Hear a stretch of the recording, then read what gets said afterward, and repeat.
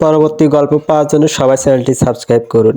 অনাকাঙ্ক্ষিতভাবে একজন বাবার বয়সী লোকের সাথে বিয়ে হয়ে যাবে কখনই ভাবতে পারেনি পঞ্চদশী সাজ। স্তব্ধ হয়ে বসে রইল মূর্তির ন্যায়। চোখের পলকে ঘটে গেল সব। সচল মস্তিষ্ক কোনোমতেই ঘটনাটি মেনে নিতে পারছে না। সে দেখেছে মধ্যবয়সী লোকটাকে স্কুলের পিকনিকে এসে এমন কিছু ঘটবে সে কখনো আশা করেছিল? একদমই করেনি। ঘোরের মাঝে কর্ণ এসে বাড়ি খায় গ্রামের এক মহিলা কর্কট কণ্ঠস্বর। কিরে সেরি, তোর স্বামী দেহি তোরে থুইয়া গেছে গা। এই ব্যাডারে নিয়ে আইছিলি নষ্টামি করতে। সি সি। সাজ নিষ্প্রাণ দৃষ্টিতে একবার চাইল, পরক্ষণেই দৃষ্টি স্থির করল মেঝেতে। মস্তিষ্ক জুড়ে ঘুরপাক খেতে থাকে কিছুক্ষণ পূর্বে ঘটে যাওয়া সকল ঘটনা। স্কুল থেকে পিকনিকে এসেছিল সাজসহ তার সকল বন্ধুরা। পিকনিক স্পটটা ছিল গ্রামের পাশের এক পুরনো বাগান বাড়িতে। বিকেলের পরে সাজসহ তার বন্ধুরা শিক্ষকদের চোখ ফাঁকি দিয়ে বের হয়েছিল আশেপাশে একটু ঘুরে দেখবে বলে। কিন্তু কখন নিজের অজান্তেই বন্ধুদের থেকে আলাদা হয়ে গেছে তা ঘুণাক্ষরেও টের পায়নি সাজ। যখন খেয়াল করলো ততক্ষণে চারিদিকে সন্ধ্যা নেমে গেছে। হুট করে নিজেকে একা আবিষ্কার করে সাজ ভয় পেয়ে যায়। আশেপাশে খুঁজতে শুরু নিজের বান্ধবীদের, কিন্তু কোথাও পায় না। একটা কুঁড়ে ঘর দেখে সেদিকে এগিয়ে যায় সাহায্যের আশায়। তবে সেখানে 2-3 জন পুরুষের মদের আড্ডায় মশগুল দেখে ভয়ে শিউরে উঠল সাজ। লোকগুলোর একজন সাজকে লক্ষ্য করে। অন্যদের বলতেই সকলের দৃষ্টি এসে থামে সাজের উপর। মুহূর্তে ভয়েরা এসে ঘিরে ধরে সাজকে। কোনো দিকে না তাকিয়ে বেগতিকভাবে ছুটতে থাকে। ঠিক তখনই কারো সাথে ধাক্কা খেয়ে মাটিতে ছিটকে পড়ে সাজ। হাতে প্রচণ্ড ব্যথা অনুভব হয়। মাথা উঁচিয়ে তাকাতে অন্ধকারের মাঝে নজরে আসে এক মধ্যবয়সী লোককে। কর্ণপাত হয় ভারী দৃঢ় কণ্ঠস্বর। চোখ কোথায় আপনার? সাজ ঘাবড়ে যায়। একবার পিছু ঘুরে দেখে নেই লোকগুলোর অবস্থান। না, কেউ তো নেই। একটা স্বস্তির নিঃশ্বাস বেরিয়ে আসে সাজের অভ্যন্তর থেকে। হাত পা ঝেড়ে উঠে দাঁড়ায়। কিছুটা কৌতূহলী দৃষ্টিতে তাকায় সামনে থাকা লোকটার দিকে। বেশ ভূষায়িত, তার বাবার বয়সী মনে হচ্ছে। কিছুটা নরম স্বরে আড়ালো সাজ। আমি রাস্তা হারিয়ে ফেলেছি, আমাকে সাহায্য করবেন আঙ্কেল? এবার লোকটা চক্ষুদ্বয় মিলে তাকায় সাজের পানে। শীতল চাহনি। ঘাবড়ায় সাজ। লোকটা চোখগুলো কেমন যেন অদ্ভুত অলিভ গ্রিন রঙের। এবার লক্ষ্য করলো লোকটা রক্তাক্ত, হাতের বাহু ছুঁয়ে রক্ত গড়িয়ে পড়ছে। উদ্বিগ্নতায় সাজ এগিয়ে এলো, অস্থির হয়ে বলে উঠল, এ কি, হাত থেকে রক্ত পড়ছে, আপনার চিকিৎসার প্রয়োজন। লোকটা এক ঝলক তাকালো সাজের দিকে, কিছুটা বিরক্তির সহিত বলে উঠল, এটা তেমন কিছু না। সাজ বিশ্বাস করতে পারল না। রক্ত তো স্পষ্টই ঝরছে। কিশোরীর মন ভয় ভুলে গিয়ে ওড়নার এক পা ছিঁড়ে ফেলল তাড়াহুড়ো করে। ইতস্তত করে বেঁধে দিতে থাকলো কাপা হাতে। মাথায় রইল না সামনের লোকটি সম্পূর্ণ অপরিচিত। লোকটা হু কুচকালো, শরীরে শক্তি পাচ্ছে না। আহত হওয়ার দরুন শরীর ঢুলঢুলু করছে।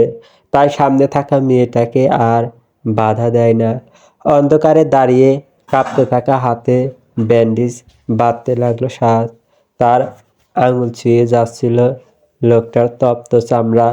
হুট করে দূর থেকে কোলাহল শুনে লোকটা সতর্ক চোখে আশেপাশে তাকালো।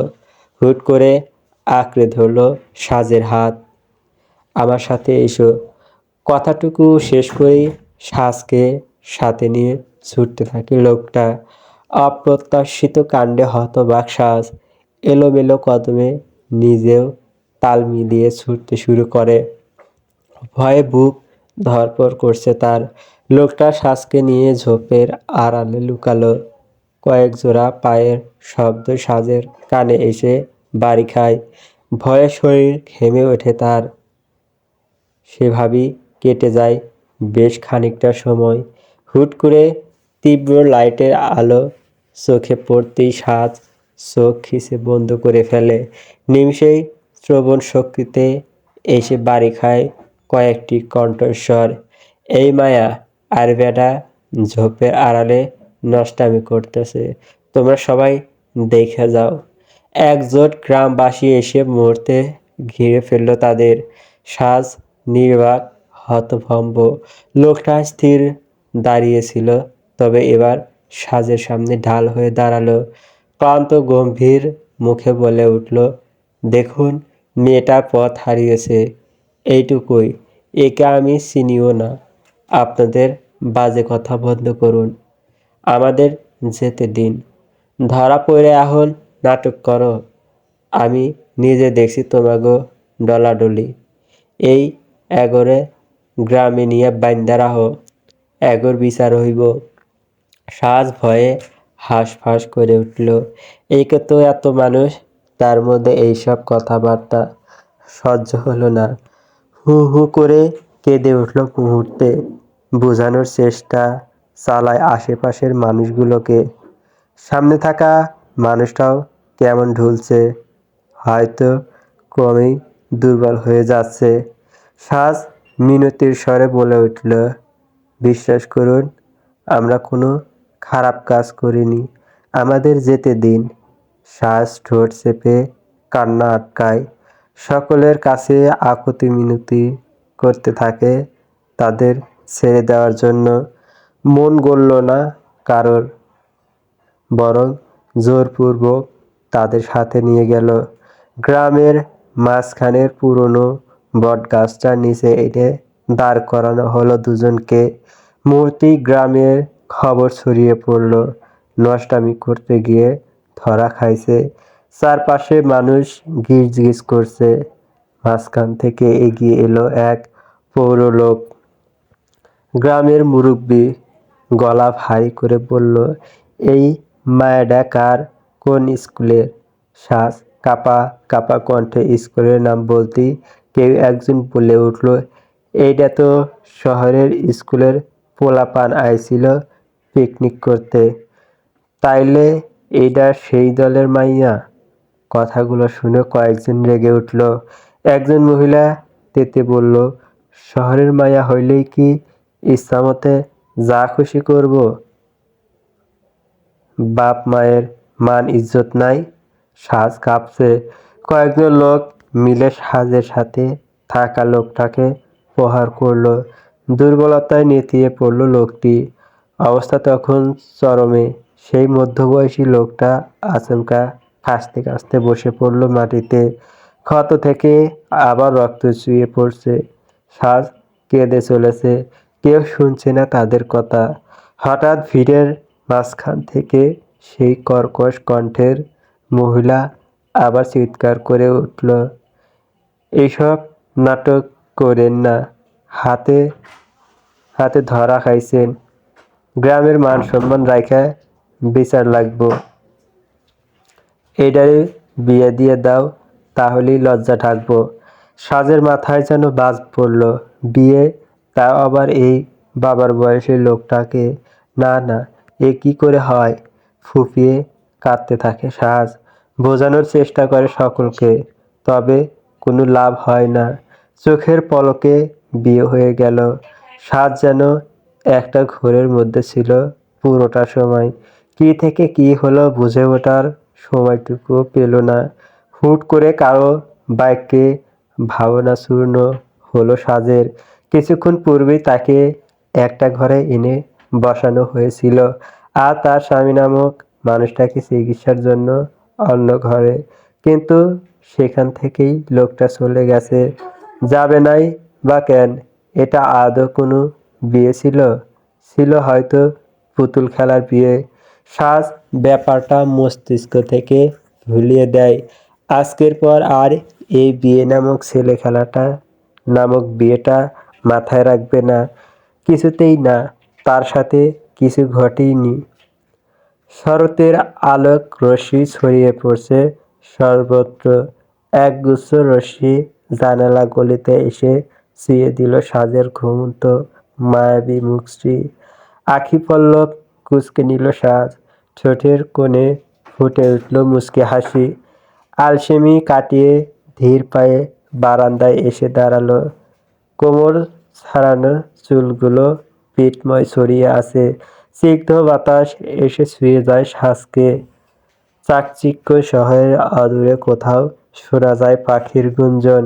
মুহূর্তে প্রশান্তিতে ভরে ওঠে সাজের অভ্যন্তরীণ। বিশাল আকাশের পানে চাইল সাজ।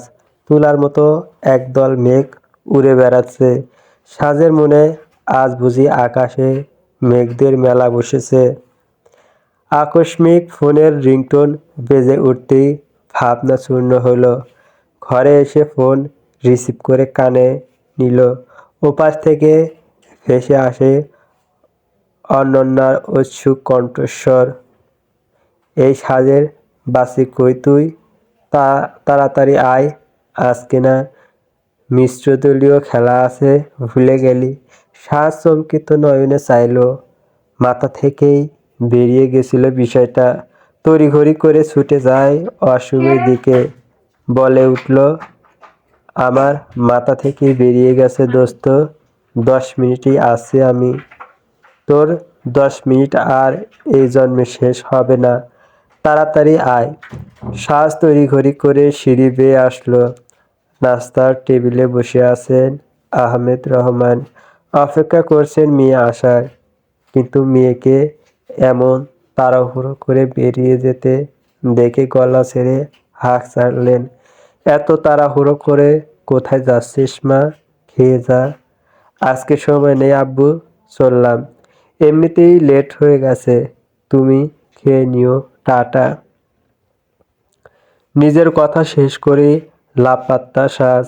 রিকশায় উঠে বসতেই শহরের সকালটা যেন আলাদা রকম ব্যস্ত মনে হলো সাজের নিকট। সকলে ব্যস্ত কদমে ছুটছে নিজের কর্মস্থলে। রিকশা থামলো কলেজ গেটের সামনে। কলেজ প্রাঙ্গণ আজ উৎসব মুখর। বড় ব্যানারে রঙিন অক্ষরে লেখা সিনিয়র জুনিয়র ফ্রেন্ডশিপ ফেস্ট।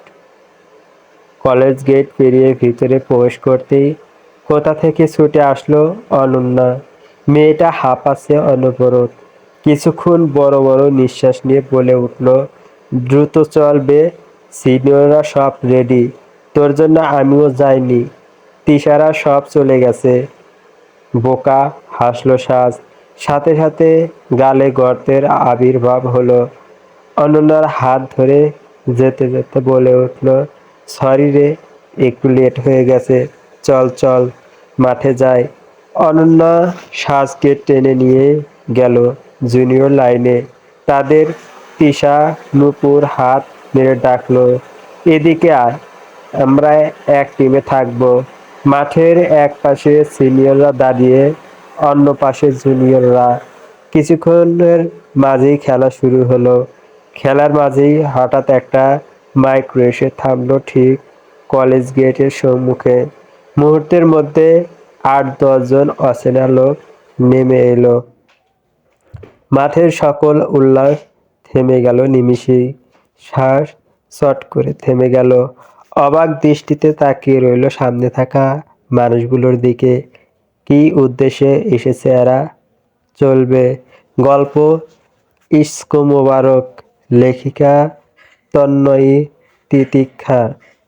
সূচনা পর্ব শেষ। পরবর্তী গল্প পাওয়ার জন্য সবাই চ্যানেলটি সাবস্ক্রাইব করুন।